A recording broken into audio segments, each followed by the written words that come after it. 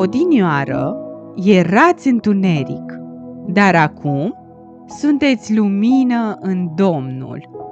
Umblați deci ca niște copii ai luminii, căci roada luminii stă în orice bunătate, în neprihănire și în adevăr. Nu luați deloc parte la lucrările neroditoare ale întunericului. Dimpotrivă, osândiți-le.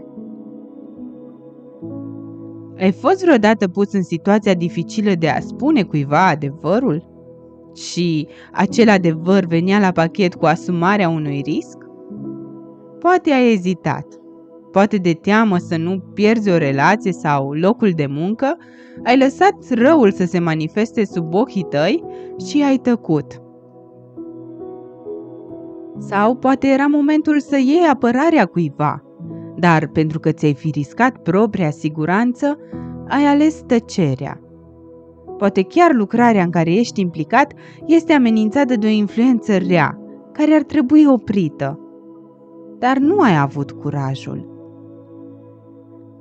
Să-L ai pe Dumnezeu ca tată și totuși să nu ai curajul să spui adevărul, să le spui oamenilor doar ceea ce le liniștește conștiința și le adoarme duhul? Și cu ce preț? De parcă ceea ce pierzi acum ar fi mai de preț decât adevărul. Ești chemat să răspândești lumina, ești chemat să spui adevărul cu bunătate. Cuvântul lui Dumnezeu este adevăr și în cuvântul său citim că Dumnezeu este dragoste, dar este și un foc mistuitor. El nu tolerează o viață trăită în păcat. Dumnezeu este un Dumnezeu gelos și ne dorește cu gelozie pentru El. Indiferent de ceea ce iubim pe acest pământ, El a dat ce avea mai scump și vrea să fie pe primul loc în viața noastră. Spune oamenilor adevărul. Spune-le că Dumnezeu este atotcunoscător, vede dincolo de orice mască.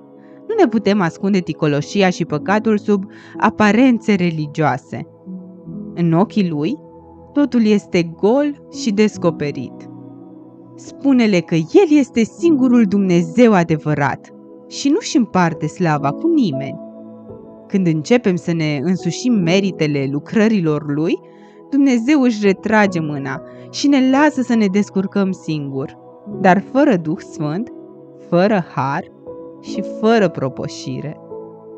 Spune-le că este un Dumnezeu sfânt și această sfințenie trebuie să ne umple inima de teamă și reverență.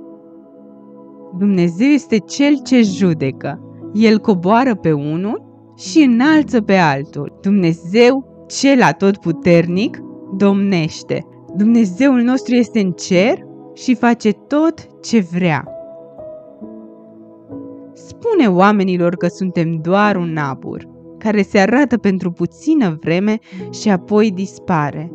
Spune-le că ne așteaptă veșnicia și că viața de aici este doar pregătirea pentru locul spre care ne îndreptăm. Iar acel loc depinde de felul în care am trăit. Spune-le că în noi există un dor de veșnicie, că sufletul nostru tânjește după Dumnezeu și că nimic din ce oferă lumea aceasta nu ne poate împlini cu adevărat. Spune-le că Dumnezeu există și că suntem prețioși în ochii Lui. Nu putem trăi oricum. Cel ce umblă în neprihănire, cel ce face voia lui Dumnezeu și spune adevărul din inimă, acela nu clevetește cu limba lui, nu face rău semenului său și nu aruncă o cară asupra aproapelui său. Adevărul îți oferă adevărata libertate, indiferent de prețul pe care l-ai de plătit. Spune întotdeauna adevărul cu bunătate.